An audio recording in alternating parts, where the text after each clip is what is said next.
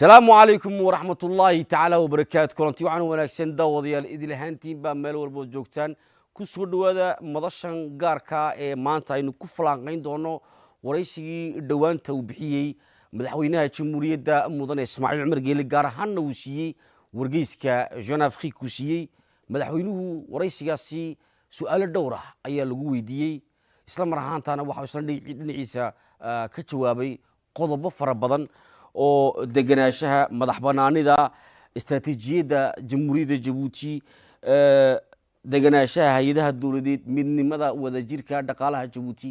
qodobo dhowr ah ayuu qudhadiisu madaxweynuhu muhiima iyo waraysigaasi ku bixiyay. Haddaba waraysigaasi ayaanu maanta dur istaagi doonaa qaybihiisa kala duwan. Waa ay haddaba cidda waraysigaasi falanqayn doonta, cidda ra'yigooda ka dhiiban doonta. sidii caadada haydba waxaynu doonanay khubaradeennii jaamacadda Djibouti iyadoo maanta uu heliyo mid ka mid ah la taliyayaasha ra'iisul wasaaraha jamhuuriyadda mudane Cabdiqaadir Kaamil Maxamed oo madasha nagu heliya balse intooda kale waxay u badan yihiin wajiyada hore u aragteen waa wada doctoro jaamacadda Djibouti ka dhiga takhasusyo kala duwan kala leh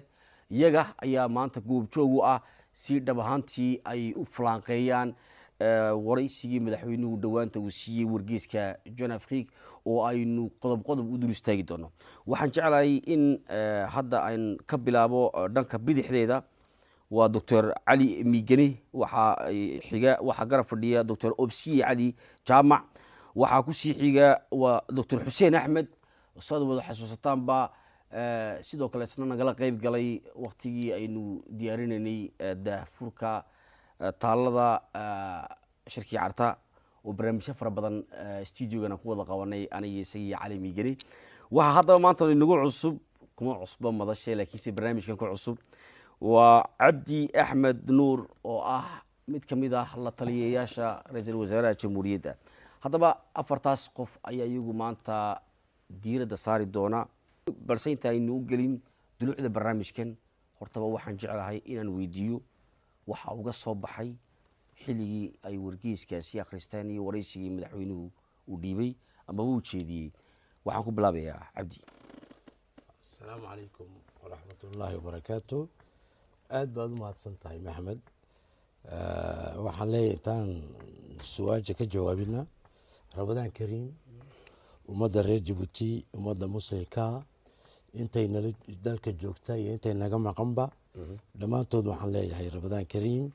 إن شاء الله دوانا وحنقلي دونا ما طبعا كي قدام بيجي وخير كبرنا إلهي مركا خير كده هاي نصيه دل كيننا يوم الديننا باش يبرواقو إلهي هاي نعقوبة دو آد بعضو ما هتصنت هاي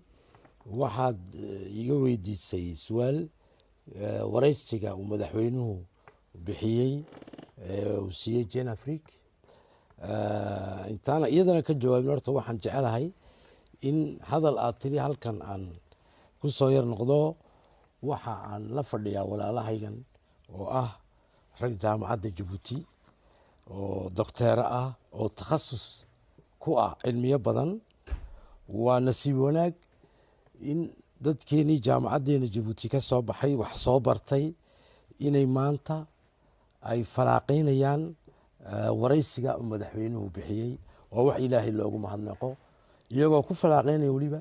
afkii af Soomaali afkeeni hooyo aad iyo aad bay ugu mahadsan yihiin waana salaamaya waraysiga madaxweynaha waxa iga soo baxay waxyaalo badan madaxweynuhu wuxuu ka hadlay arrimo badan buu isdul taagay oo ay ka mid yihiin xiisadda amni ee geeska Afrika oo ka taagan gobolkeena wuxuu ka hadlay oo kale isbedbedelka dimuqraasiyadda iyo sida u baaxaadegayso siyaasadaha gobolada waxa kale uu madaxweynuhu uu isdul taagay qorshihiisa siyaasadeed ee ugu talagalay hadduu alla yidhaa 5 sanadood ee soo socota waxa kale uu ka hadlay isku duubnida bulshada iyo wixii astaan u ah ummadda reer Djiboutina uu ka dhawaajiyay waxaan oran karaa waxyaalo badan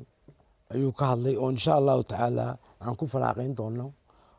intan uu inoo socdo waraysigeen. waa sax aad baad masantahay cabdi ku soo noqon dr xuseen. بسم الله الرحمن الرحيم وسوء شيء عبد النور aad baad mahadsantahay maxamed cabdiraxmaan bartiqaadka noo fidisay mar walba loo baahdo in aan la falanqeeyo waxyaalaha saameynaya nolosha reer Djibouti dhaqaalihi siyaasadii bulshada iyo ambalo teknolojiyadba isaan noo casuumaysiin baahda weynta RTD-da waan u mahadnaqayaa agaasimaha guud RTD-da iyo asxaabtaada kula shaqaynaysa. marka haddii aan u soo noqdo su'aashaada weydiisay waa run madaxweynuhu mar dhaweyd waxaa lagu baahiyay warbaahinta maaragtay caalamka wargeys ka soo baxa Jean-Afrique Faransiiska ayuu magaranaysaa siiyay interview buu siiyey marka jawaab badan buu ka bixiyay. marka haddii aan soo koobo dadkoo dhan way akhriyeen isagoo nimeriga iyo isagoo maaragtay waraaqada u yaalaa. marka aniga dhowr arrimood baa iga soo baxaysa madaxweynuhu si gunaanad ahaan haddaan soo koobo waxyaalo badan buu ka hadlay siduu sheegay cabdi axmed nuur waxa igu muhiimsanaa oo aniga ka fahmay jawaabaha madaxweynuhu bixiyey saddex arrimood ayay maartaas ku nuxur lahaayeen. waa madaxweynuhu jiha u yeelay siyaasadda gudaha ee Djibouti iyo tadabada ee sanadaha soo socota. waxay ku ujeedadiisu waxay inuu jiha u yeelo iyo isagoo mudnaanta siiyey oo aad maartaas ugu dul nuxnuxsaday muhiimadda ay leedahay xasiloonida iyo deganaanshaha waddankeena siyaasad ahaan ha noqoto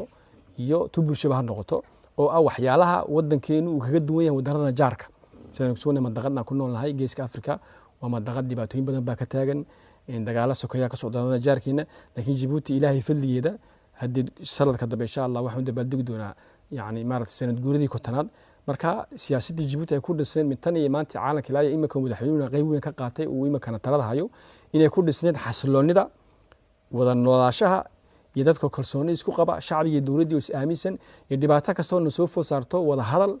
iyo midnimada iyo jiritaanka waddankeena oo ahmiyadda la saaro. arrintaana sharaxaad buu ku bixiyay iyo midda kale saddexaad madaxweynuhu wuxuu ka sheekay himilooyinka uu leeyahay waddanka 5 sano soo socota qaybo badan buu taabtay waxa laga weydiiyay xagga magaranaysa horumarka bulshada sida maartay waxyaalaha dawladdu qabatay caymiska dadka maartaas taagta daran amba nugulka oo la taageero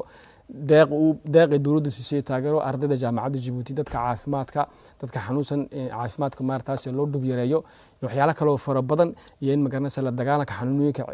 ubadka oo la taklaalo. marka qaybo badan buu madaxweynuhu taabtay waxa uu muhiimsanaa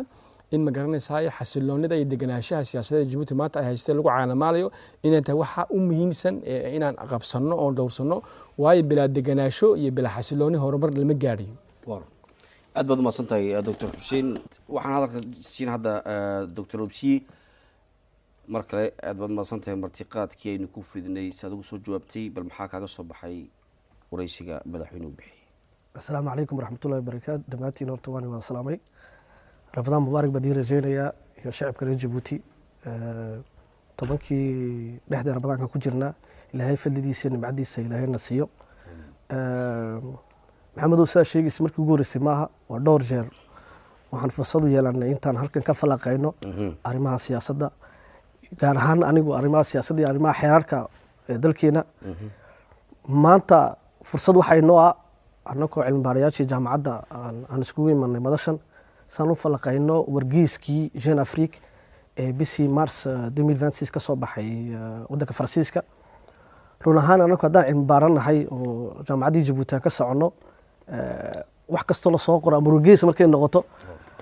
waa waxa quraata annagoo ambooni aan nahay markaa yarba noo soo booda ee aan inoo source aan wax ka akhrisano. marka madaxweynuhu wargeyska Jean-Afrique waraysiga uu siiyey waa waraysi xaqiiq u dhacay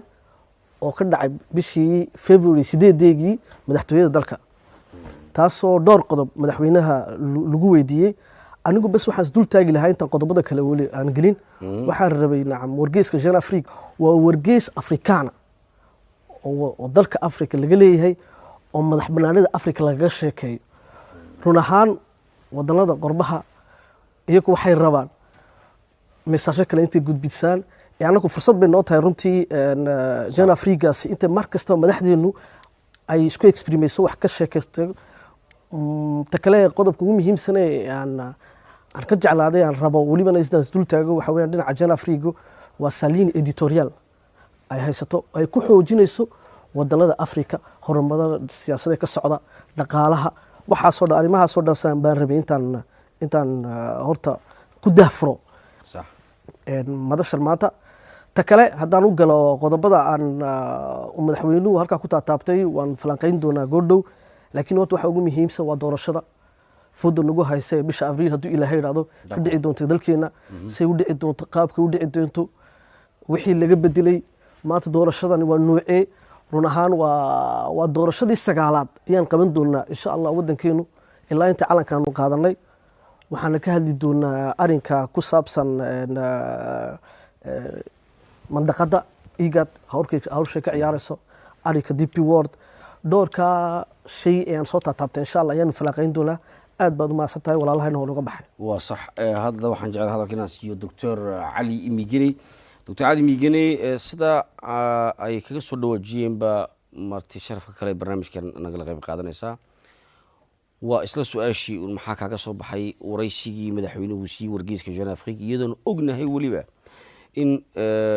waqti yaro kooban ay inooga hadhay doorashadii madaxtinimo ee dalka ka qabsoomaysay wallahi horta maxamed aad baad u mahadsan tahay basha irtideeduna mar walba ay noo yeedhaan amba ay yidhaahaan balkaalaya noo ifiya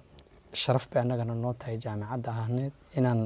nidhaahno wixii maanta waddanka ku soo biiray in aan dee ka hadli karno oonan dee macnayn karno moogtahay siday aragtidayadu ay tahay oo mar walba cilmiyeysan waxaan bishaa rabadaan horta khayrkaygana aan nin walba muslinoo naqada ku nool aan ilaahay ka baryaynaa inaan nabadda ilaahay tu waarta nooga dhigo inkastoon ognahay maanta in dagaallo aad iyo aad dhib ule ay ka dhacayso dhanka Iiraan iyo wadanada dhanka Carabta xigay oo ay taayna dee wax saameyn meel walba ku yeelan doonta noqonaysa ilaahay dee bisha khayr qabta si degdegana khayrkeegii ha nooga soo saaro si ay dee nooga degto waayo waa wax gees ilaa gees taaban doonta hadalkayga haddaan ku soo noqdo inkastay raggii walaalahay ay Xuseen Cabdi iyo Ubsiyaba ay aad u soo taabteen ay u macneeyeen mar walba waad ogtahay qofka u dambeeya hadlaya waxa dee u taalo oo maad aragtin inuu gunaanado inta la soo yiri gunaanadkayga waxaan ku soo koobi hadaladooda iyagoo aad u macneeyay raggan walaalahay nin nabad haysta ayaa barihim leesan kara inuu wax beeriyo ilaahay horta nabadda noogu adkeeyo si aan bari wax wanaagsan wadankan iyo shacabkeega iyo dadkeeguba u heli karaan midi waata arrimaha aadna Jeune Afrique looga taabtayna taaban u arki karaa horta inay aad muhiim u ahayd waxaan se ku biirin karaa aragtidayda gaarka ay tahay xagga dhaqaalaha waayo nabad kolka la helo waa in dadkeena loo helaa wax dhaqaale ay dadku ku wada noolaan karaan berina wixii muddo laga dhaliyana lala qaybtami karo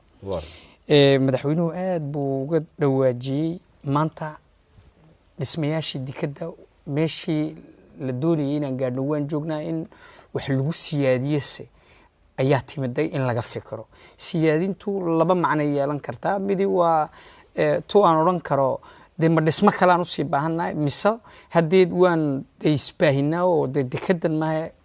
maxaan ku biirin karnaa waxa uu ka dhawaajiyay aad waxa la yiraahdaa energy ver tamarta cagaaran ayuu aad xoog u saartid isleeyahay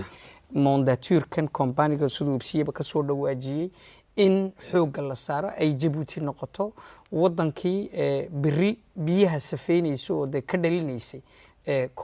maxaan ku dhahaa sans waayade dagaalka imika ka dhacaya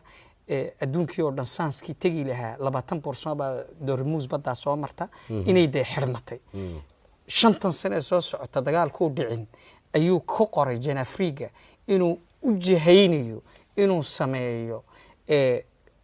sans ku salaysan awoodda caqaaran oo xoogana sii saaraya ta lagu soo saarayna ay noqonayso soleerka cadceedda kaawiga oo laga dhaliyo iyo eolianka tii muraaxada dabasha laga dhilinayaa oo taasoo dhanna la siin doono dekadaha Djibouti inay noqdaan dekado kooraanadoodu oo noqonayo kooraan cagaaran kolka horta waxaan arki karaa in madaxweynuhu uu soo joogo si uu aragtidiisu waxa soo socda صح uu isleeyahay maxaad waddankan aad beri uga dhalin kartaa ay dadkuna ay wada qaybtami karaan kolka laga hadlayo dhaqaale labadaa arrimood aad bay iigu soo ifiimeen ta saddexaad uu dee aad u sii galo oo cabdina aad ugu dhawaajiyey waa midnaynta iyo duubnida dadka mu'adinka reer Jabuuti taana dee aad baan u malaynaynaa inaan aad u sii dul joogsanayno oo iyaduna muhiimiyad gaara u leh madaxweynuhu waayo dad isku duuban oo aragti mida leh ayaa meel wada gaari karta waarun aad baad u mahadsan tahay Dr. Cali Miigane hadda waxa hadaba aynu u galaynaa un waa dulucdii barnaamijka nin waliba hadda aragtidiisu ka dhiibtay daawadayaal san soo sheegnayna madaxweynaha jamhuuriyadda mudane Ismaaciil Cumar Geelle xilligii wareysigaasi uu siinayay wargeyska Jeune Afrique qodobo dhowr ah san soo sheegay bilowgii barnaamijka ayuu ka hadlay deganaanshaha dhaqaalaha wada jirka istaageersiga caafimaadka wax badan buu ka hadlay madaxweynuhu balse waxaan jeclahay qodobkii horeeyay inaan isla soo qaadan hadda oo ugu horeysiyo Dr. Cali Miigane waa deganaanshaha waxaynu ka hadlaynay continuity-ga waxaan ognahay in Djibouti ay ku taalo geeska Afrika oo xaaladeedu maanta aanay marnaba sahlanayn hase yeeshee hoggaanka hufan ee ku dayashada mudan ee madaxweyne Geelle ayaa isagu mar walba u horseeday in Djibouti ay ku caanamaasho isla mar ahaantaana ay ka badbaado xaaladahan maanta gobolka ka jira bal qodobka deganaanshaha iyo siyaasadda ku dayashada mudan iyo hoggaanka madaxweynaha jamhuuriyadda aad baad u mahadsantahay horta su'aashay waa su'aal inaan marka ugu horeeyaba aan ku furo oon macneeyo mandaqada wixii walba dhib ee timaada waddankan Djibouti muxuu mar walba oo u noqdaa waddankii ka baaraandega una doodoona xal waxa weeyaan diblomaasiyad aad u gorfaysan oo ku salaysan mar walba dhexdhexaadin ayuu waddanka Djibouti aad ugu caanamaalay صح oo misaalayn hadda ni soo qaato waxa kamid ah Djibouti badda wad ogeydeen 10 sano u dambeeyay burcadbadeed baa bilaamatay intii ay Soomaaliya dhismaheegu socday ay xaggii badda ay dib ka timid waana ogtihiin si adduunka kolka laga hadlo maciishada lagu nool yahay xaggeena waxa mara 12% 10% waa xagga petroleumka iyo sanska ayaa mara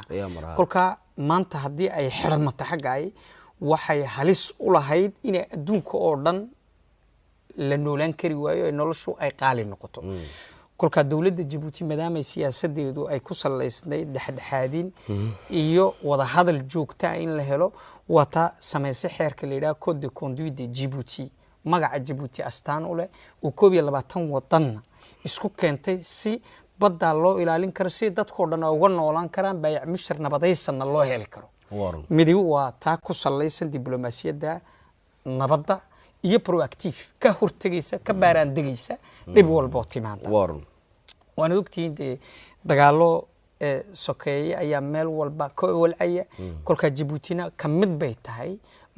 madaxtooyadii igaadkana maanta annaga matalayna maadaama aan khibradii u leenahay diblomaasiyadda nabadii waxaan ku qasabsanahay maadaama madax ka noqonay igaadkii aan hayna maanta wareegtada in ay dawladeenu raadiso meel walba wax ka yimaadaan nabadayn si dadku ay isku heli karaan ay u wada sheekaysan karaan xal waartana looga soo saari karo ay dadkuna ay beritoole u wada gaari karaan arrimo gurfaysan صح kolkan arinta ka wareega diblomaasiyadda nabadda iyo sida wax loo soo qabtay maanta badda kolka laga hadlo burcadbadeedkii hadeed ma jirto waxa jira arrimo kale ayaa soo biiray kolka protocol code de conduite waxa lagu laday waxa la yiraahdaa protocol de Jeddah oo isagu dib walba oo badda ka timaada nidaam xeeraysan u sameeyay 22 ka wadan ee wada saxiixdayna ay raali ka yihiin si ay aragti mid uga qaataan kolka fadliga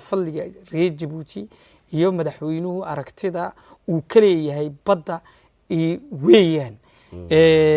waxaan se ku dari karayaa kolka leadership ahaaneed laga hadlo iyo geopolitigan dhibta ay taalo sidii dawladda Djibouti ay mar walba muro uga dhaliso taabade mar walba keenta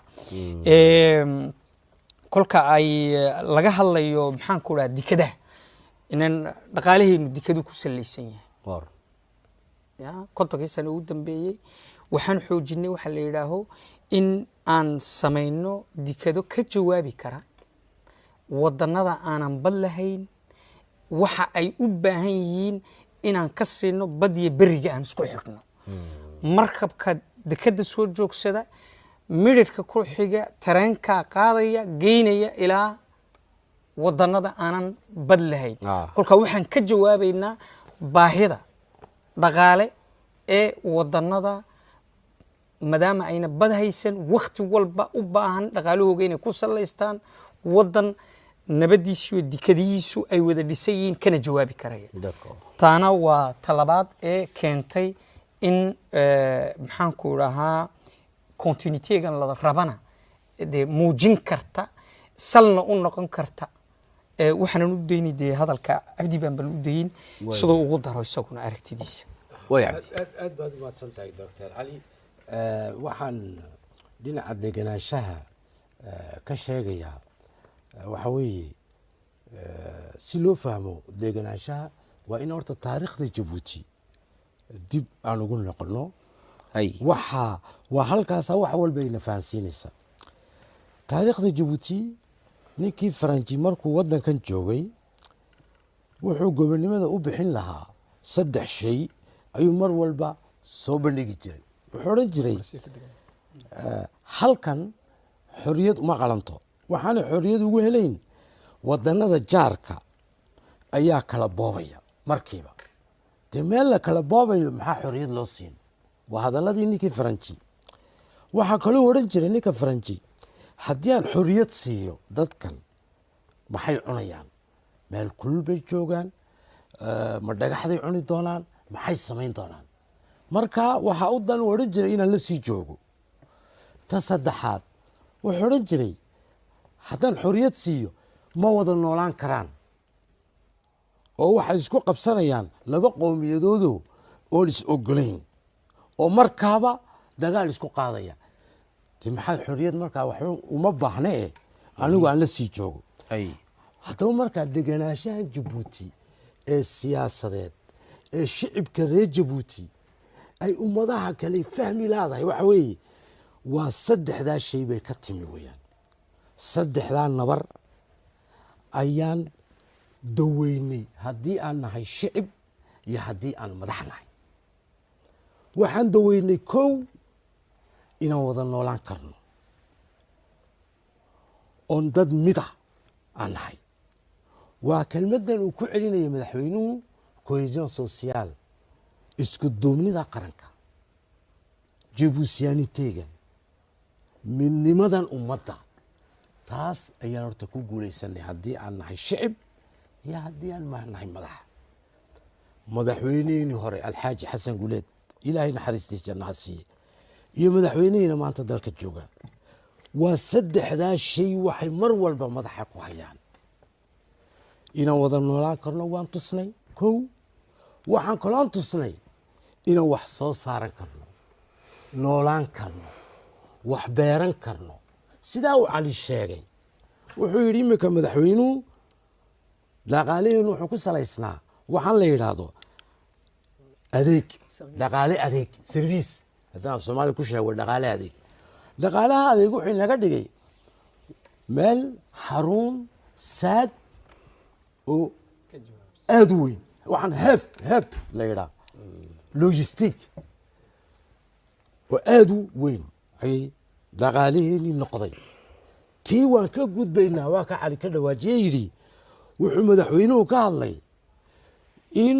uu u furo albaab kale tiina waan haysanaynaa waan sii xoojinaynaa laakiin albaab kalena waan samaynaynaayo oo xataa wuxuu ku sheegay in lagu maalgelinayo 8 milyan oo dollar oo xataa saadaalin ay jirto sheegaysa ilaa 10,000 oo milyaar oo dollar taasoo ka dhigaysa dakhliga qofka oo lagu sheegay inay tahay 4,000 oo dollar gaadhsiin doontaa sanadada soo socda ilaa 10,000 oo dollar taasi waxay keenaysaa inay ka dhigto jabuuti oy meelay ka sii horumarnaba oo wadanada kale aan ka sii qaadano tallaabo kale oon kaga horeyno halkaas u socdaa horumarkeenu ta kale inaan dad midanahay wada noolaan karno wax soo saaran karno madaxweynuhu deganaanshahan uu ka hadlayna waxa weeyaan ta saddexaad waa damcan uu sheegay madaxweynuhu maadaamuu damcu joogto yahay ummaddii reer jabuuti waxay madaxweynaheeda ugu baahday oy tidhi nala sii joog waxaad noola joogaysaa adaa khibraddan u leh waad arkaysaan wadanadan siday wax isku badbedilayaan maantadan ugu dambeysay waxay baashi fogaatay iiraan iyo israa'iil ay gashay geeskeenii kolley way ku yeelanaysaa markaa waxaan u baahannahay bay yidhahdeen reer jabuuti ay baaq u direen madaxweynaha madaxweynuhu wuxuu yidhi markuu ka hadlayey wuxuu yidhi iskamana dhega tiri karo dhagahana kama awdan karo ummadayda ila hadashay ummadaydu waxay u baahan tahay buu yidhi protection protectionku waa ka difaacid maxaa laga difaacaya ummadda reer jabuuti waa damcan qaawan ee wadano shisheeye aynu doonayaan lagu soo damcayaan waa la raasuureynayaa waa la qalbi dejinayaa maxaa laga qalbi dejinayaa in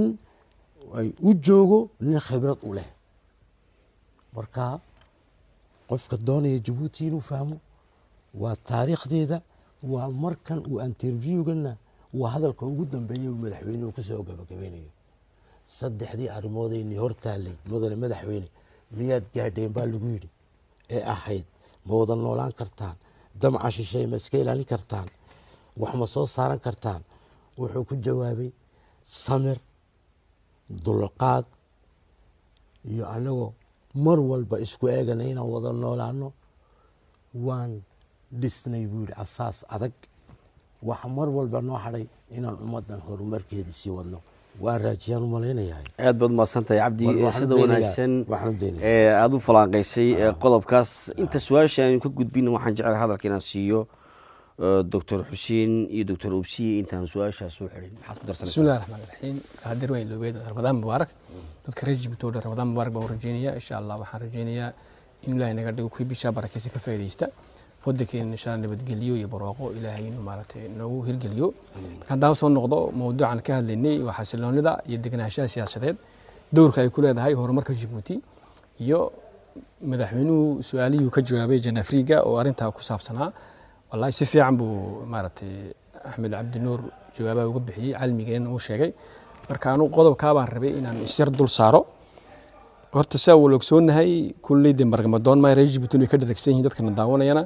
geeskan Afrika oo Ilaahay uu nadijiyay aan dejisanahay dee kulli aanu keligeen ma galno dowlado kale oo fara badan baa maaragtay jaaran la marka 20 sano 30 sano u dambeeyay qalalaasa siyaasadeed dhibaatooyin xagga amniga ayaa ka taagnaa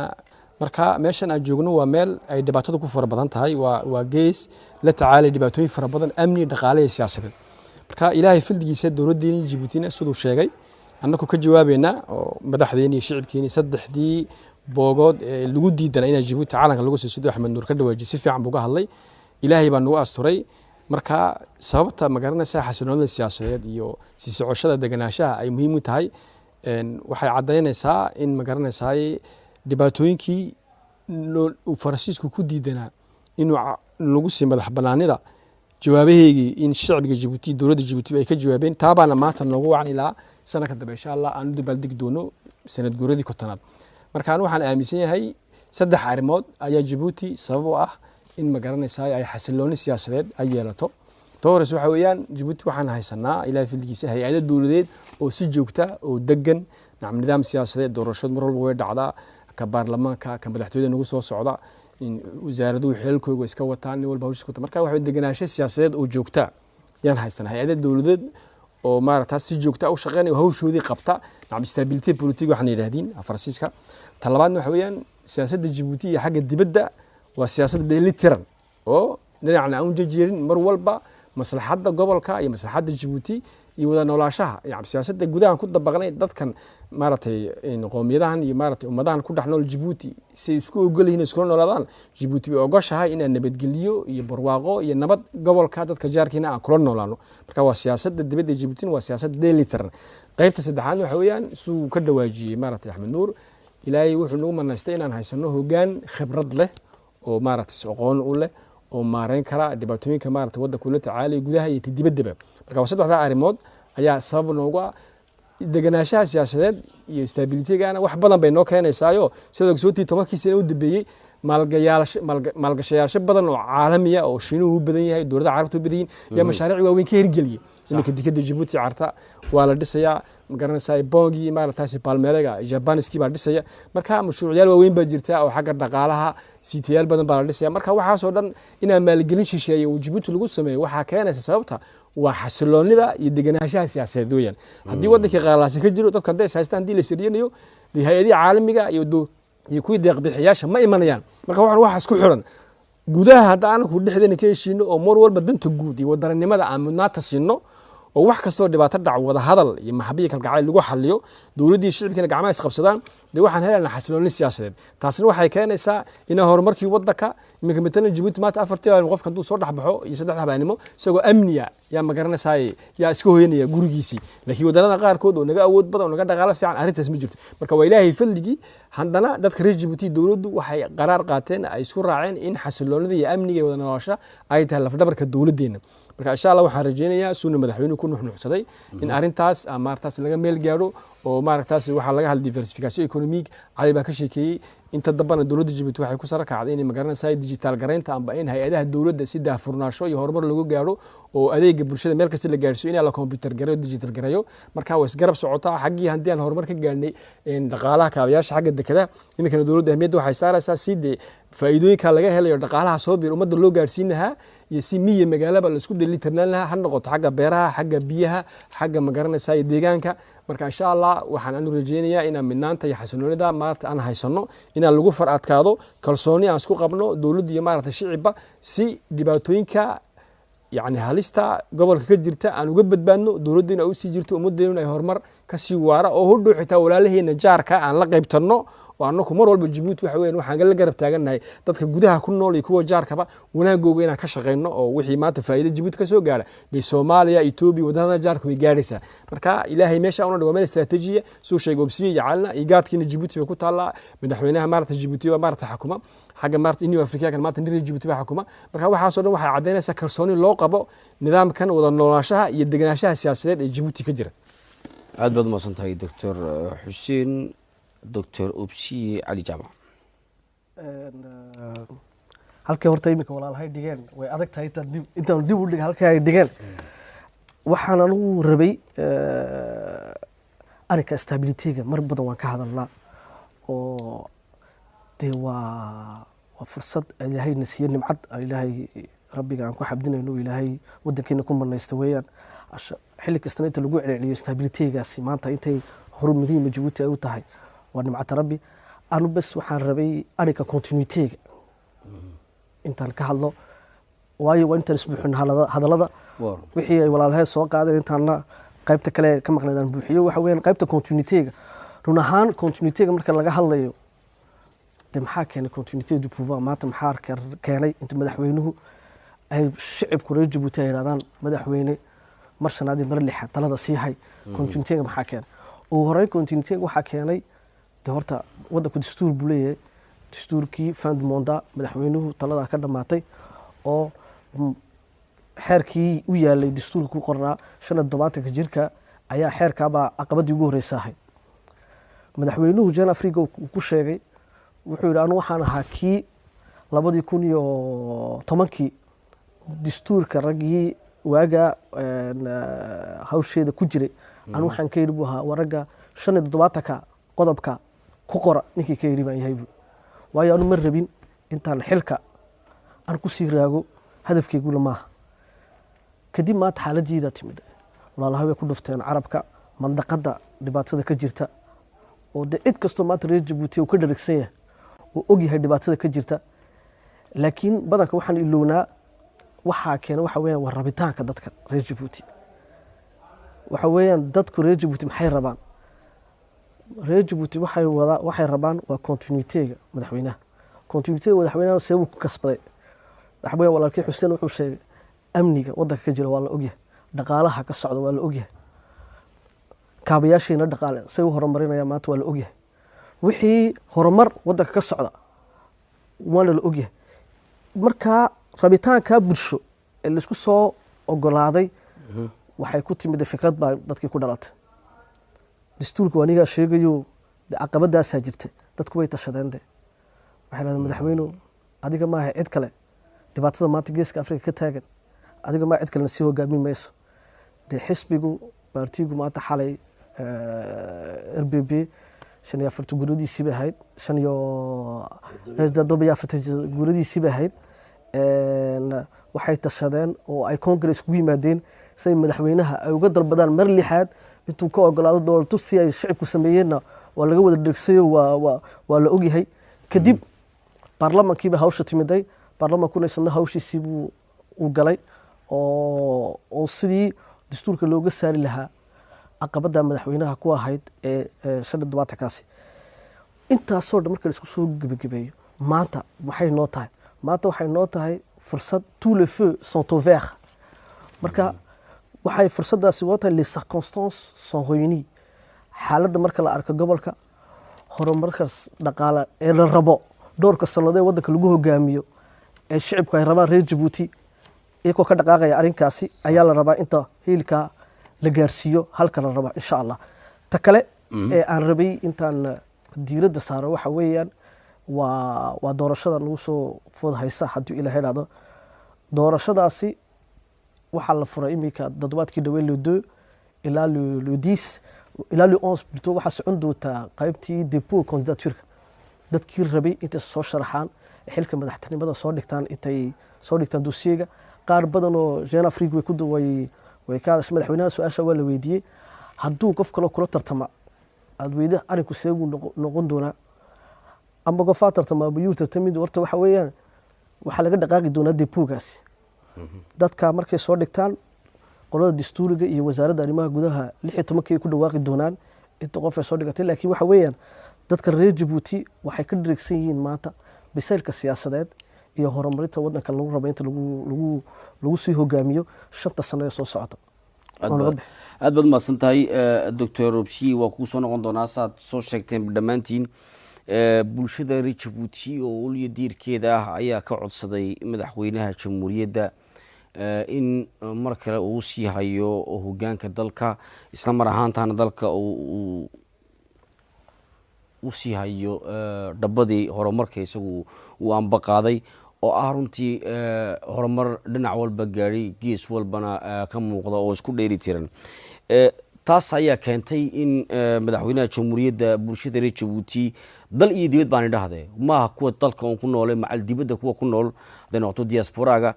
iyo kuwa dalka ku noolba waxay intooduba ka wada codsadeen madaxweyne Geelle in uu sii hayo hoggaanka dalka taa markaan ka nimaadno waraysiga madaxweynuhu qodobo badan buu taabanaysan soo sheegnay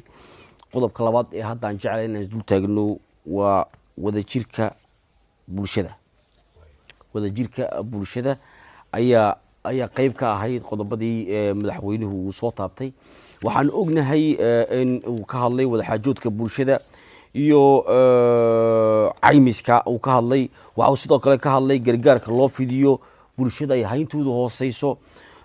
oo fara badan iyo waliba sida loo taakuleeyo dadka xaal caafimadeed ku jira waan ognahay Djibouti maanta qofku markuu xanuunsanayo adeeg caafimadeed uu hufan helo hadduu u baahan yahay in dalka dibadiisa loo qaado isla kolkaaba hawlaha loo fududeeyo oo waynu aragnay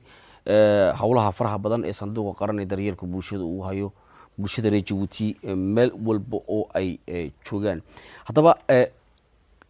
wadajirka bulshada iyo nidaamkaasi madaxweynuhu meel mariyay kaalin intee leeg bay ay ku leedahay horumarka bulshada reer Djibouti waa su'aal aad u fiican horta marka ummad laga hadlayo siday u wada jirto waxa weeye dal ahaan iyo shicib ahaanba in gacmaha la isqabsado oo la wada noolaado oo gaar ahaanna inteena taag daran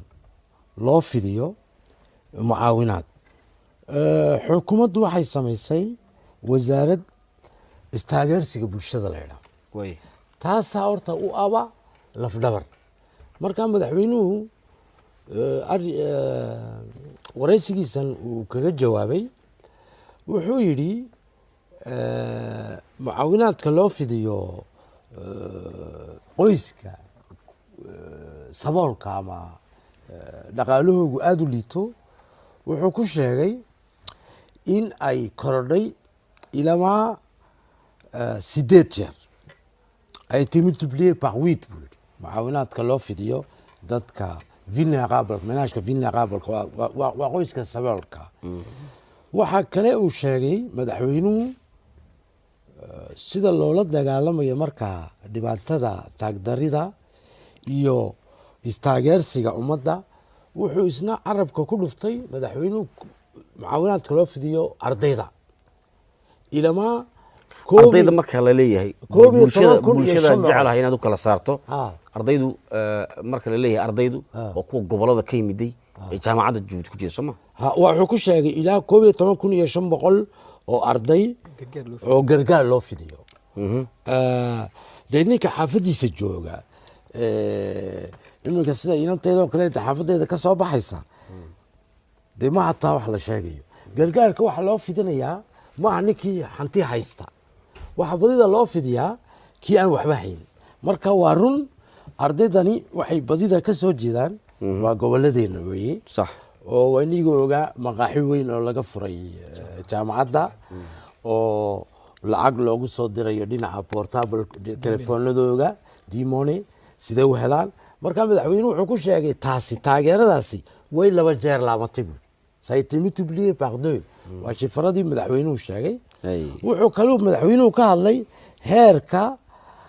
caymiska caafimaadka bulshada waxaan la yidhaahdo taux de couverture sanitaire sociale taasina wuxuu yidhi way 3 jeer laamatay ça a été triplé tani la leeyahay heerka caymiska caafimaadku waxa weeye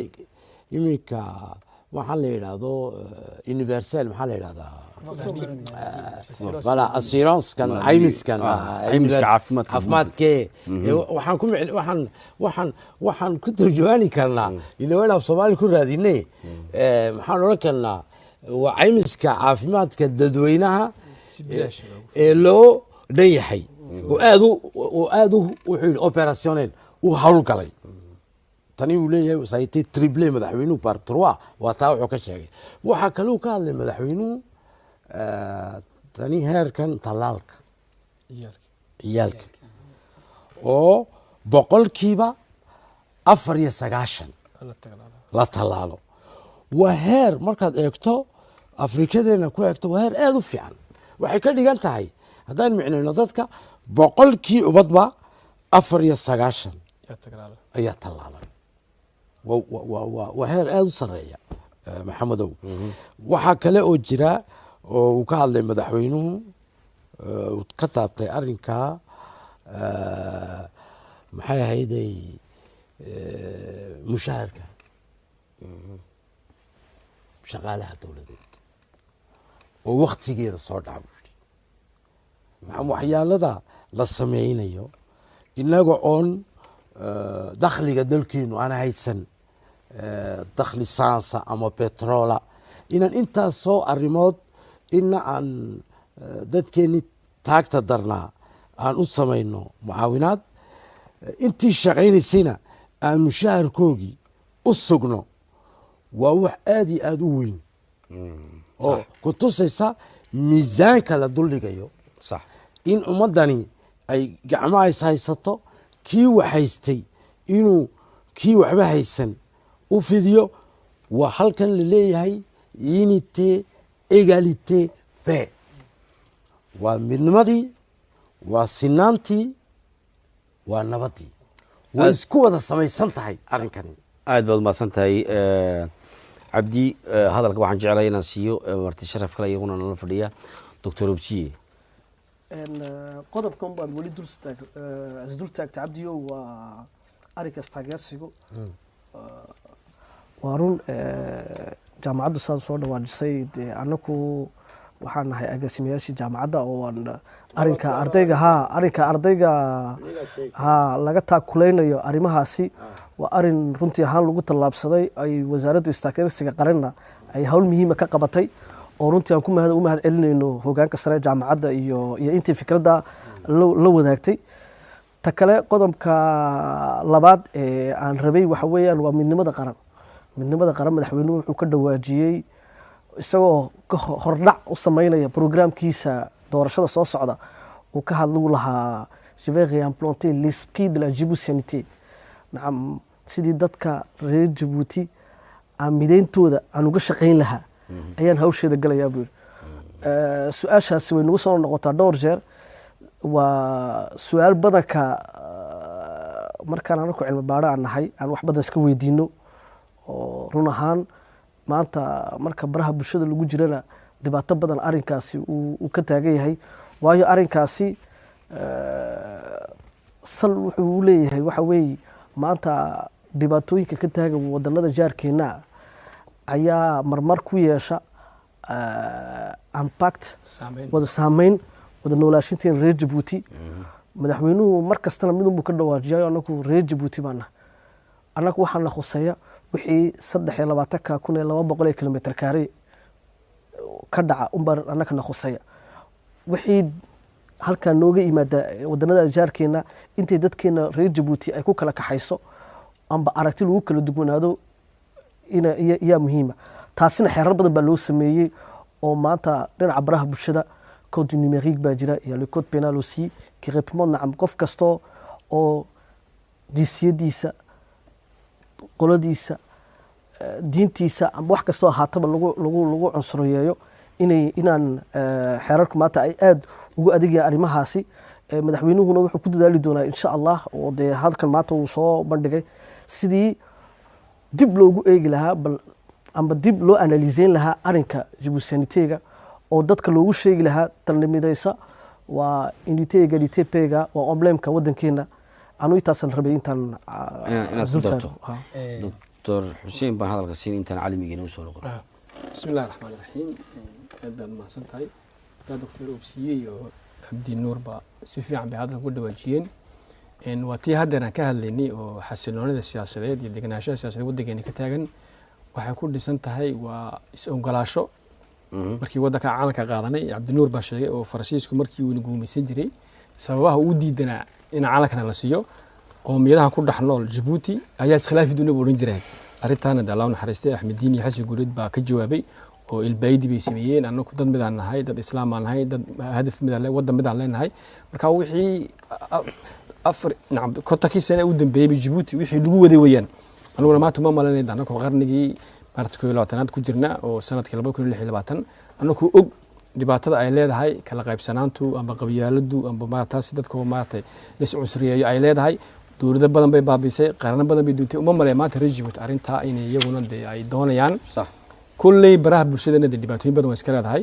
laakiin waxaan aaminsan yahay in Djibouti madax iyo mijaba ay ka dhaadhacsan tahay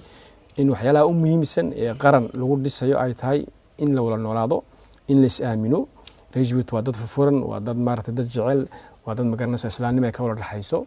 wadankan annagu naga wada dhaxeeya. marka inaan ka fikirno mustaqbalkiina saan u qaadi lahayn intaan annagu dhibaatooyinka jaarka ay noo saameyn lahayn waxaan aaminsan yahay in Djibouti tusaale u noqdaan wadanada jaarka oo gaalaha markaad Soomaaliya amba Itoobiya dukaad tagtid dadku waxay leeyihiin Djibouti wadan yar baa tihiin laakiin haddana waa is ogoshiin waa is jeceshiin wax ka soo dhibaatani soo gaadhaba wada hadal iyo walaaltinimo aad ku dhamaysiin. marka wadana badan baa jecel baa inaad tusaale annagu u noqono nacam deganaanshahan haysano annagu xitaa maartaasi dhaqaale nagu yar yahay tiradeena ay badnayn oo halis badan ay soo fog saarayso. marka arrintan waxaan aaminsan yahay inta dhibaatooyinka jaarkiin ay saameyn lahayn annagu u noqono tusaale midnimada is-oggolaashuhu iyo wada noolaashuhu inay waxa kaliya tahay dowlad lagu horumarin karayo. annagu islaam baanahay dad waxaa jira diin kala gedisan leh wadana waxaa jira 500 qol ay ku nooshahay maar 10 diinood ay kala leeyihiin dadku heejad walba af baa lagu hadlaa heejad walba diin baa lagu hadlaa. Cameroon oo kale waa 500 af baa lagu hadlaa Nigeria kuma kun af baa lagu hadlaa Ethiopia agteena imse qowmiyad baa ku nool hadda dadka way iska nooliin. marka waqtiga la joogan waxay leedahay qarnigii 12 waqtigii maaha in dib loo noqoniyo dowladuna iyo madaxweynuhu mar walba dadka wuxuu maartaas u jiheeyaa xagga maarta horumarka way hogaanku waxa weyn dadku waa inuu horkaca. marka interviewga madaxweynuhu Janaafrig sameeyay kelmadda Djiboutianité wuxuu uga jeeday waa in reer Djibouti ay midnimadooda xoojiyaan wadanimadeena iyo maarataas in dhibaatooyinka gobol ka taagan sida kaliya tagu badbaadi karno waa anagoo isku duubnaana oo meel midaata u jeesana maaragtaasi taabaana kota kaasane maanta dowladda caalamka Djibouti taagantahay ay ku taagantahay sanadaha dambe insha Allah soo socdana taan baa lagu taagnaan karaa markaan waxaan aaminsan reer Djibouti arinta way ka dhacsan tahay xukuumad iyo maaragtaas shacabba arinta wala aaminsan yahay danteenu kuma jirto in aanu iskala qaybino waqti xasaasi aan ku jirno oo khilaafyadu ay badan yihiin